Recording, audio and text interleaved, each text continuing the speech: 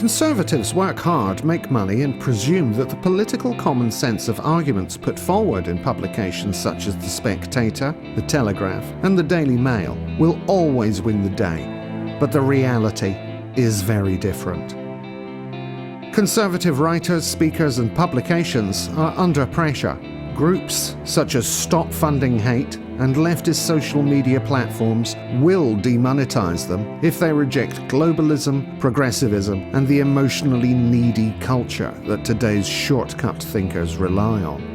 Dare set up a UK charity or non-profit as a think tank to compete with Demos or the Fabian Society, and donors get outed, their names blackened in The Guardian and multifarious other leftist channels as being part of some elaborate right-wing conspiracy theory. Think tanks like Policy Exchange and Civitas are too focused on policy and not on winning the battle of ideas, the so-called culture wars, with young voters. Such bodies were designed for a bygone era in which the electorate were, for the best part, asleep and did not come out to vote. They were designed to produce reports for select ministers and their advisors rather than sparking the imagination of the masses. The internet has changed everything. Conservatism is less emotional, a more complex and pragmatic message to deliver than the addictive opium of socialism. And while conservatives are focused on career advancement and believe their children will come to their political senses simply because they are their children, the soundness of the strands of conservatism shall continue to be trumped as the sensible path to follow. The sad reality is that conservative writers and speakers are up against it and are too busy worrying about bill paying and avoiding liable to engage with the relentless war of engaging content that the left produces with apparent impunity.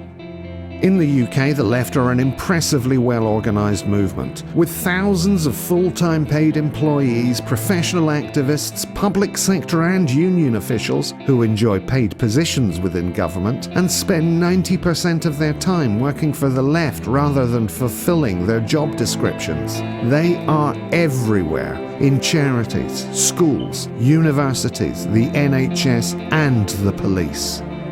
Radical left-wing globalists are funding hundreds of non-profit charities and NGOs that employ and support thousands of full-time activists who dedicate every waking hour to their insidious agenda and not only lobby civil servants, relying on a constant stream of meddlers and actors, but groom and place their agents deep within the civil service to shape policy and block Tory governments from implementing their mandates. Sadly, the left is winning.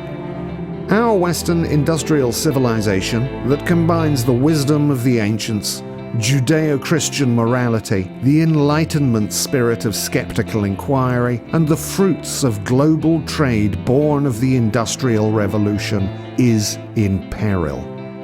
Free markets and free speech are falling victim to the increasingly fashionable year zero mentality of the millennial generation, who ignore the stark lessons of the past and, under the guise of remaking the world anew, seem doomed to repeat some of history's worst mistakes.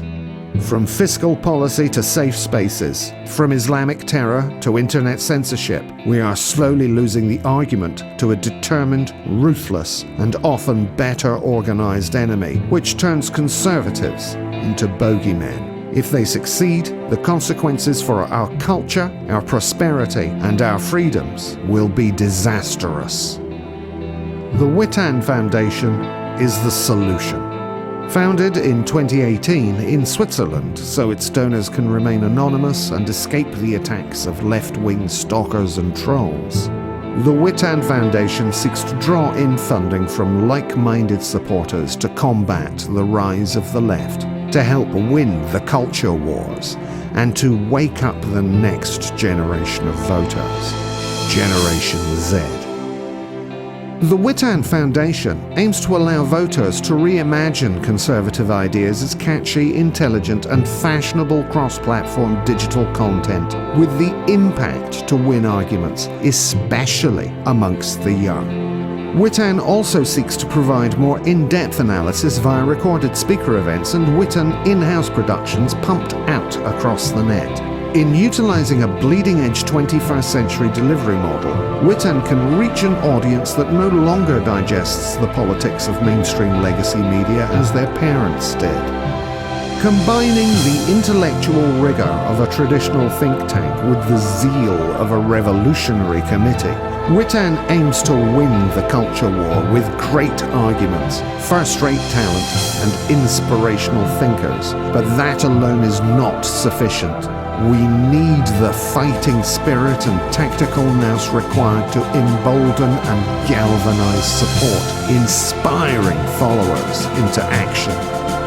Witan embraces the new technologies of mass communication. Instead of writing reports read by the few, it aims to red pill the next generation, grassroots up rather than top down.